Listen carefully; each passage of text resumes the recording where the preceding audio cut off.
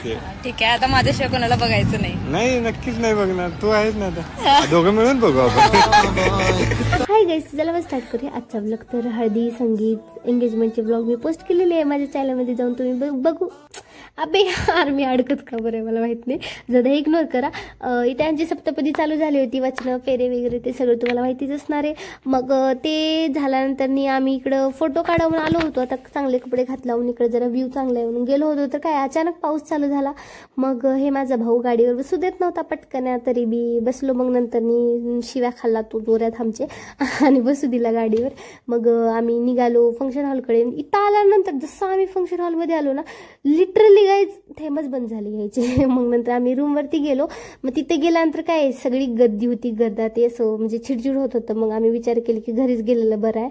मग आम्ही घरी जाता जाता माझ्या सिस्टरला कुठून आज गाडी शिकायचा जोर उठला होता की माझा भाऊ बोलला की चल होतो.